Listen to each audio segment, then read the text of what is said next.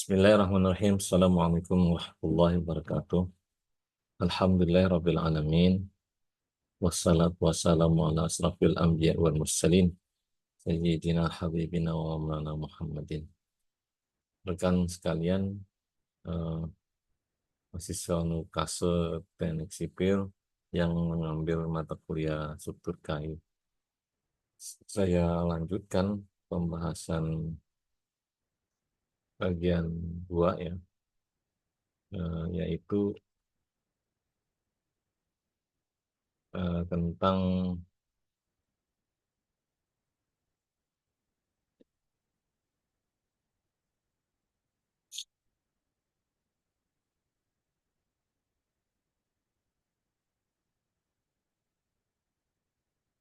jenis dan golongan kayu.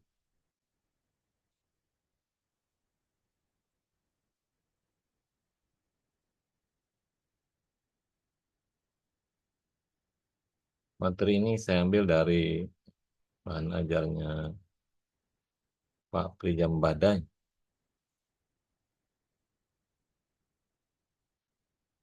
Tulisannya mengacu pada hasil penelitian dari Lembaga Penelitian Hasil Hutan atau LPHH di Gunung Batu, Bogor. Dan bahasan pertamanya adalah tingkat pemakaian. Tingkat pemakaian kayu menyatakan kesiapan kayu untuk digunakan dalam suatu macam konstruksi, dengan tidak memandang apakah kayu tersebut mudah atau sukar untuk dapat dikerjakan. Ada 5 tingkatan pemakaian dalam tulisan ini. Tingkat 1 dan 2 yaitu untuk keperluan konstruksi-konstruksi berat, tidak terlindung dan terkena tanah lembab.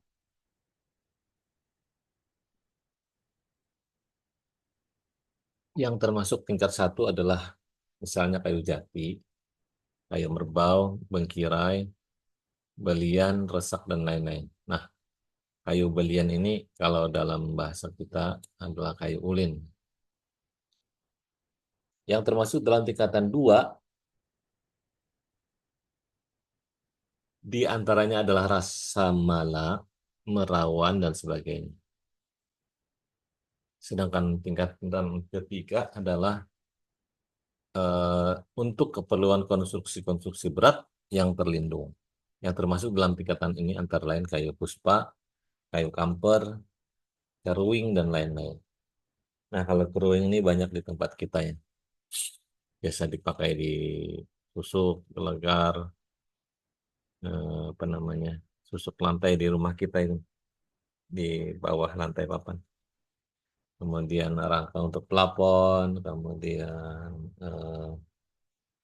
apa eh, balok untuk dudukan ring atap rumah yang dari kayu ya.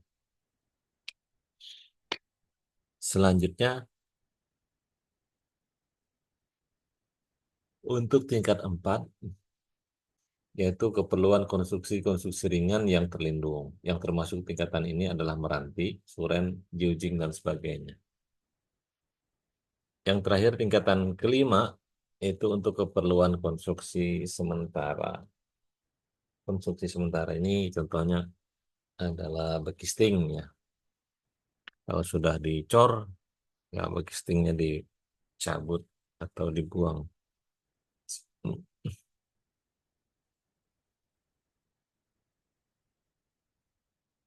Bahasan selanjutnya adalah tingkat keawetan.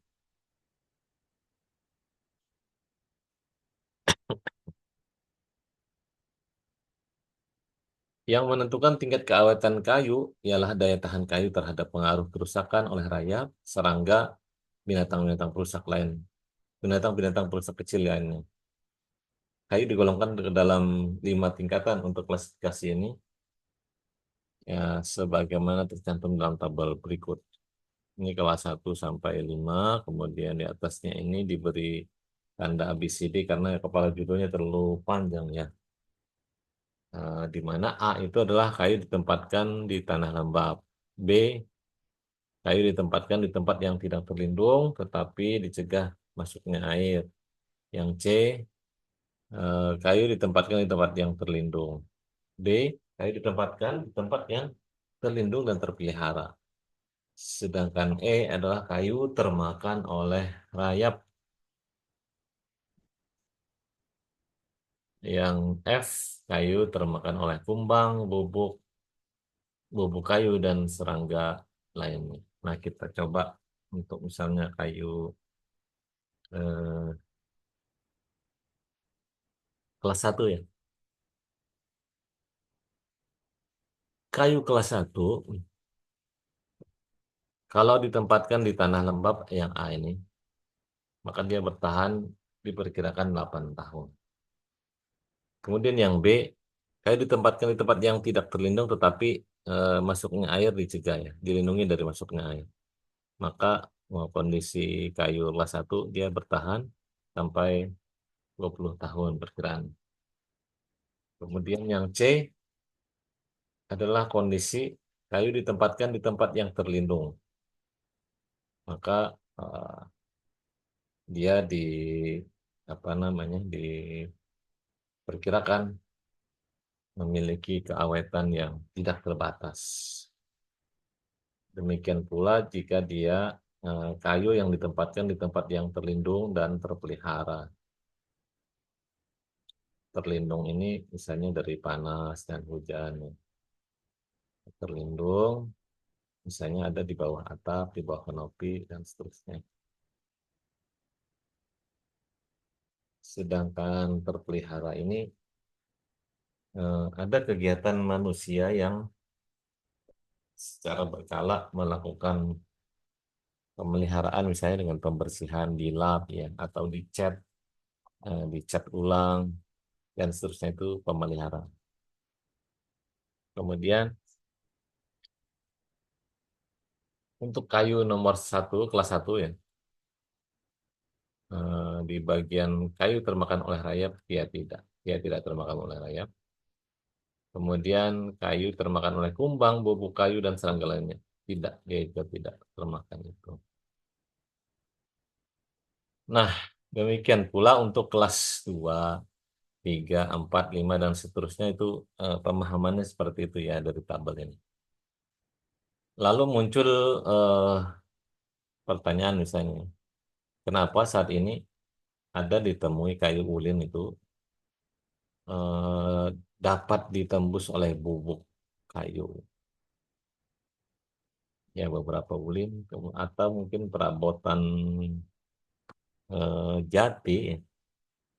Kita juga lihat misalnya bisa dimasuki oleh eh, hewan-hewan kecil seperti tadi raya. Nah, diantaranya adalah karena kayu-kayu itu ditebang pada saat masih muda, sebelum cukup umur, hingga kayunya cenderung lebih tinggi kadar airnya basah ya, dan mempermudah buat serangan makhluk-makhluk kecil. Bahasan ketiga dari bab ini adalah tingkat kekuatannya. Di Indonesia jarang sekali dilakukan uji kayu terhadap kuat tarik kayu untuk menentukan tingkat kekuatan kayu. Kita mengambil dari kuat lentur, kuat tekan, dan berat jenis kayu. Berat jenis ini ditentukan pada kadar lengas kayu dalam keadaan kering udara. Nah, kelas satu, 2, 3, 4, dan 5 adalah kayu yang berat jenis kering udaranya sekian ya. Dari kelas satu itu lebih besar daripada 0,990.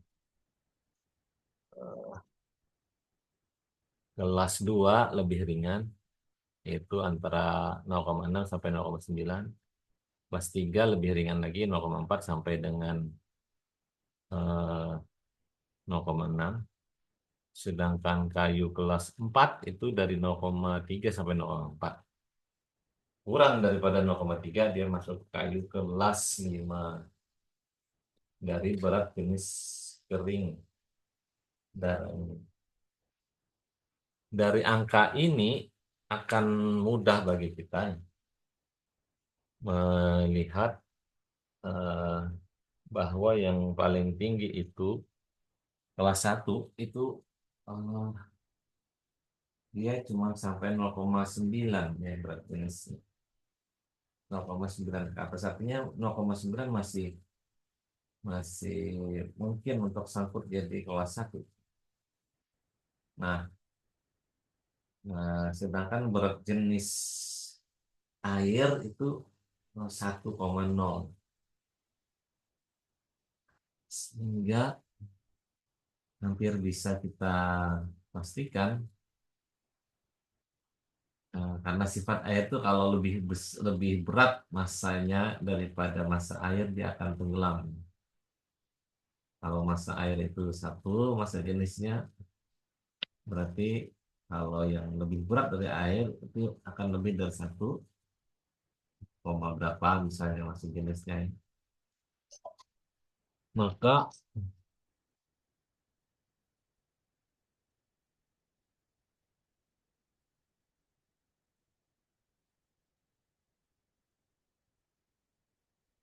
halo, halo, halo, ya, ya, Pak, cepat ngomongnya di live nih, ya Pak.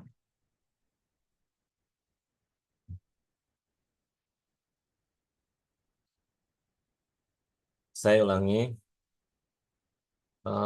karena berat jenis air itu 1,0 ya. Lebih berat daripada itu maka kayu akan Pak, benda suatu benda entah kayu entah apa saja ya dia akan tenggelam. Jadi karena batas kelas satu itu 0,9 dan seterusnya dan selebihnya ya, maka kita bisa tengarai kalau kayu itu tenggelam berarti dia eh, kelas satu berdasarkan kriteria ini ya, kriteria berat jenis ini. Nah, jadi di lapangan cara gampangnya melihat kayu kuat itu coba saja ceburkan ke air ya. Kalau dia tenggelam, hampir pasti itu kayu bagus, kayu kelas satu. Di antara yang tenggelam ya tentu saja kayu ulin ya kita lihat. Kemudian eh, kayu itu balangiran tenggelam. Kemudian kayu sungkai, eh sungkai enggak, kayu apa itu? Angih yang ada di sekitaran kita. Sedangkan kalau dia timbul eh, masih punya kemungkinan eh, kelas satu ya karena 0,9 itu timbul. Tetapi yang timbulnya kalau kita pejamkan atau benamkan ke dalam air dia agak lambat naiknya timbulnya.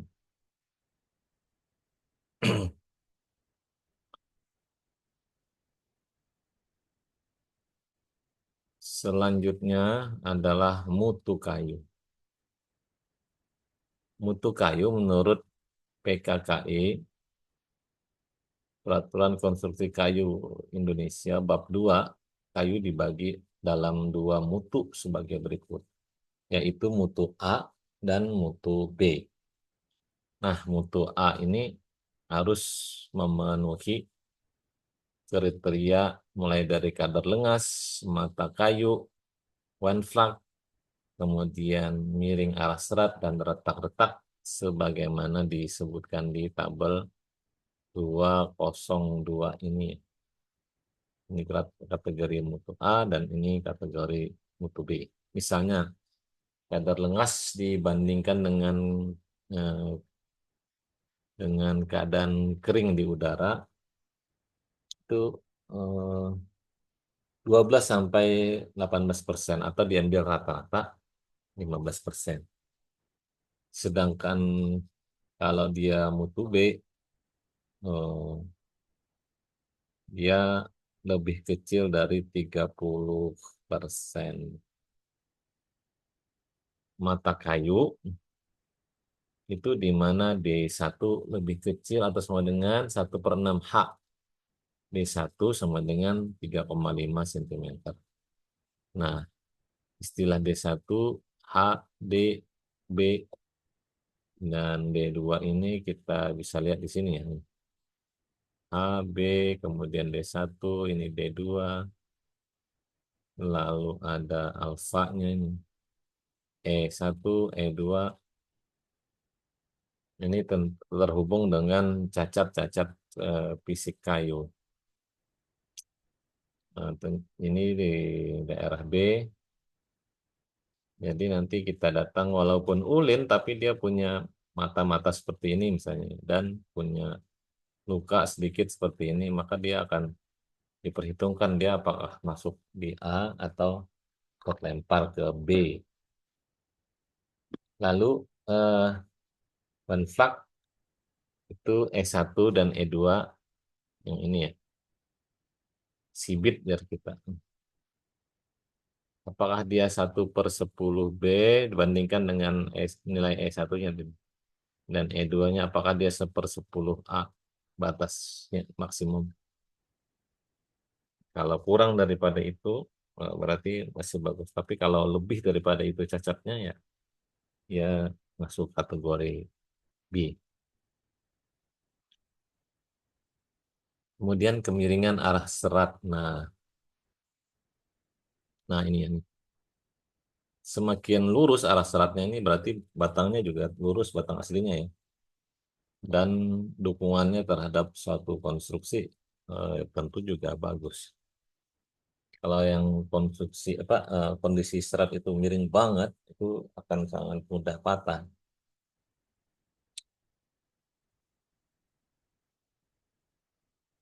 Lalu eh,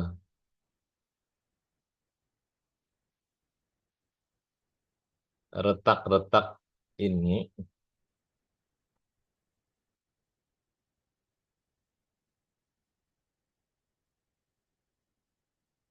yang digambar sini ya, ini retak-retaknya, di mana HR itu harus lebih kecil atau sama dengan dari 1/4 B. HR yang mana? Yang ini. HR1, HR2, HR3 yang ini. Sedangkan HT itu yang mengikuti garis tahun dari lingkar pohon ini. Ini HT. Ya retak di mana gitu.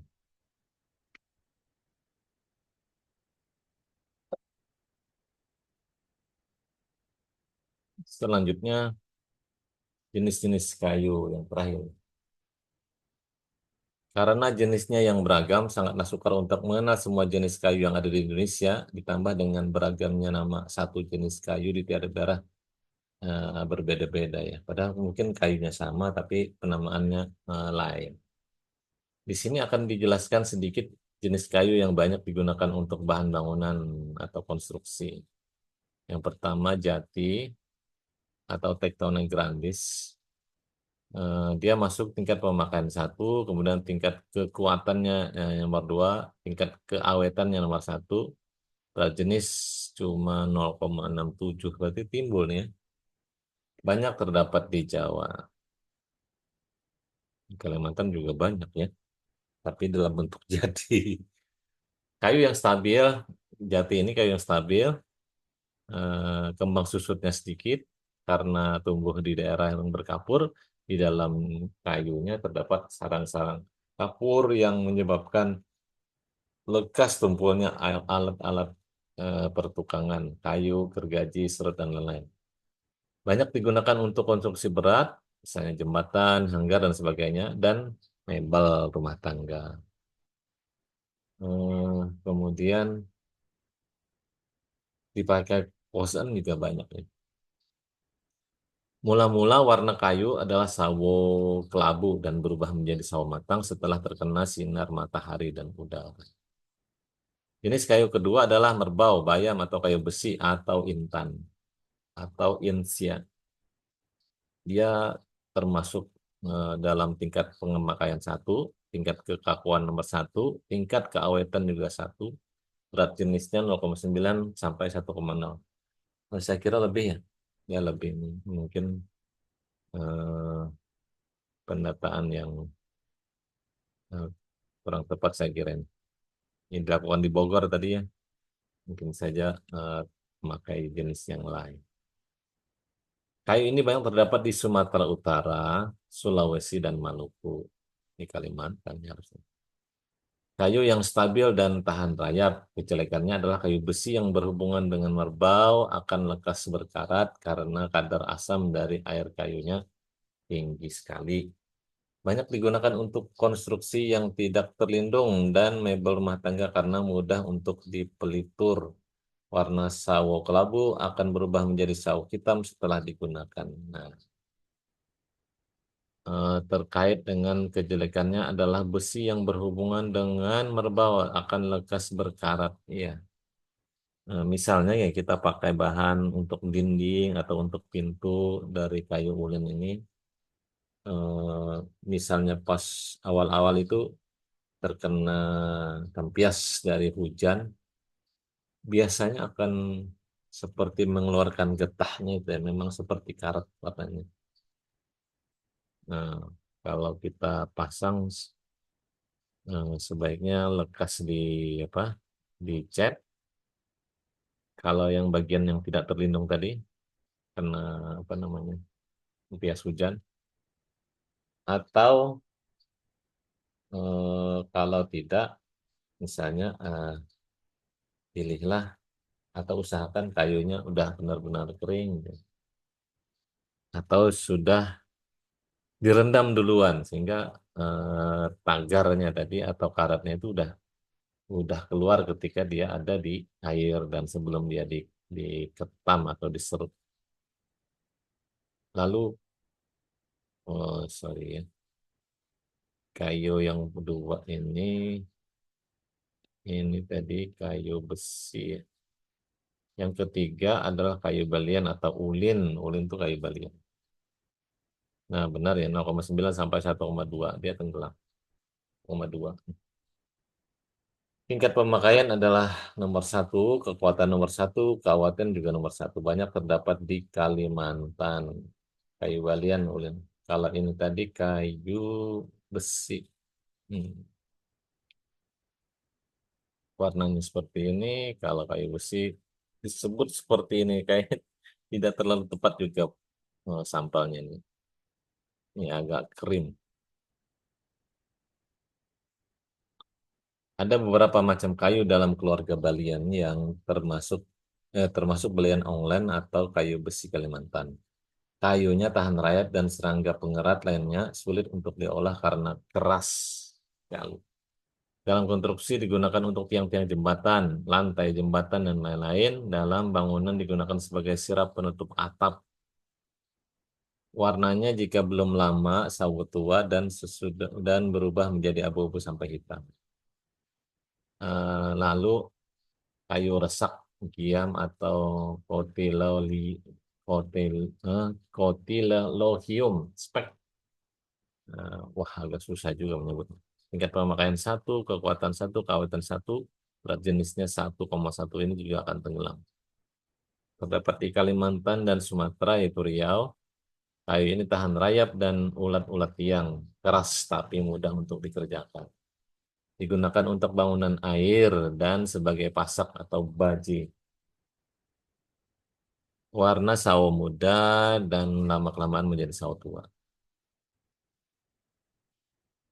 Ini tadi kayu pasak. Lalu bangkirai atau kayu balau atau disebut juga gejati Kalimantan.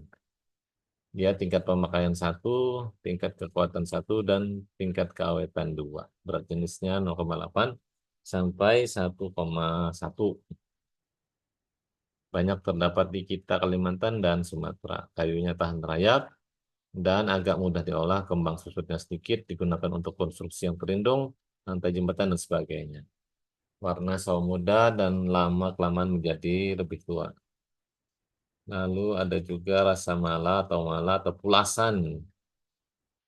Ini tingkat 2 ya. Pemakaian tingkat 2, kekuatan tingkat 2, tingkat keawetan juga nomor 2. Berat jenisnya 0,6 sampai 0,8 yang seperti ini. Banyak di Jawa Barat dan Sumatera. Tumbuh di daerah dengan ketinggian 500 meter di atas permukaan laut. Kayunya tahan rayap dan di tempat yang terlindung serta tidak banyak mengalami perubahan kadar lengas. Tahan terhadap bubuk. Kembang susutnya besar dan karena perubahan kadar lengas yang besar, kayu akan mudah terpuntir. Banyak dipakai untuk kayu di dalam bangunan di rumah. Warnanya sawo merah. Agak estetiknya warnanya agak merah. Lalu kayu kamper. Kamper ini tingkat 3 pemakaiannya. Kekuatan 1 sampai 2 kali duluan. Kemudian tingkat keawetan nomor 3, berat jenisnya 0,7 sampai 0,9. Adanya di Sumatera dan sedikit di Kalimantan. Tahan bubuk tapi tidak tahan terhadap rayap. Nah, tidak cocok untuk konstruksi yang tidak terlindung. Kembang susutnya sedikit dan mudah diolah. Banyak digunakan untuk bangunan rumah. Warnanya warna sawo merah. Lalu puspa atau seru. Ini tingkat pemakaian 3 ya, tingkat kekuatannya 2, tingkat keawetannya 3. Berat jenis 0,6 sampai 0,8. Ini di Jawa, terutama Jawa Barat. Kayunya tidak tahan rayap dan mudah menjadi lapuk, kembang susutnya besar, digunakan untuk bangunan sederhana terutama di daerah pegunungan. Lalu keruing, nah di tempat kita banyak ya. Tingkat pemakaian 3, tingkat kekuatannya 2 sampai 3, tingkat keawetan 3, lah. Berat jenis 0,6 sampai 0,9. Di Sumatera dan Kalimantan dalam jumlah besar dan ukuran yang besar. Kayunya mudah terkena rayap dan mudah menjadi lapuk. Lalu kayu meranti atau kayu damar. Itu tingkat pemakaian 4, tingkat kekuatan 3 dan 4, tingkat keawetan 4, berat jenis 0,5 sampai 0,8. Dia di Sumatera dan Kalimantan jumlahnya cukup besar. Macam kayu dibagi menjadi 2 golongan besar yaitu meranti merah, banyak jumlahnya, dan meranti putih. Kayunya mudah makan rayap dan menjadi lapuk. Kembang susutnya juga besar. Karena kekurangannya hanya digunakan karena kekurangan-kekurangan itu hanya digunakan untuk konstruksi sementara dan bangunan-bangunan sederhana.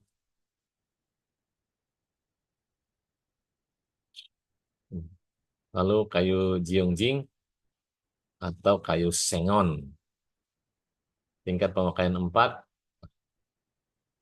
tingkat kekuatan 4, tingkat keawetan juga 4. Kayunya relatif ringan. Konon juga dipakai buat eh, bahan baku buat bikin kertas. Berat jenis 0,3 sampai 0,5 ringan nih yang sekarang.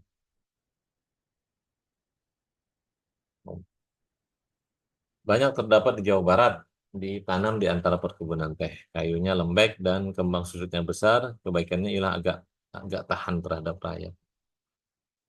Banyak digunakan untuk bangunan-bangunan sederhana dan baik sekali digunakan untuk konstruksi yang menggunakan alat sambung paku. Warnanya agak putih.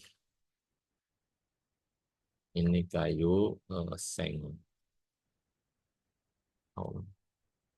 Tentu masih banyak lagi jenis-jenis kayu, tapi itu pengetahuan awal kita. Nanti kalau dalam soal biasanya cuma disebutkan dia jenis apa gitu ya. Nah, dan sifat-sifatnya atau kekuatannya akan disebutkan. Kalau dalam praktik ya kita akan menimbang-nimbang sendiri nanti ya dalam dalam timbangannya berapa kira-kira ini masuk kategori mana baru kita dapat nanti beberapa konstanta dari tabel-tabel kayu. Eh, Tentu saja sekilas saja pengetahuan atau contoh-contoh kayu ini dan spesifiknya memang ini menjadi hmm, bahasan perang kehutanan ya, teknologi kehutanan, teknologi pengolahan hasil hutan. dan seterusnya. Eh, Pengetahuan untuk sipil, ya kita pengguna setelah kayu itu di pabrik, berupa balokan yang sudah tertentu, berupa lembaran, kita pasang di eh, konstruksi. Demikian rekan-rekan sekalian, mudah-mudahan bermanfaat. Eh, Mohon maaf ada salah kata. Terima kasih atas perhatian. Subhanakallahumma rabbana wa bihamdika asyhadu an la ilaha illa anta astaghfiruka wa atubu ilaik. Billahi taufiq wal hidayah. Wassalamualaikum warahmatullahi wabarakatuh.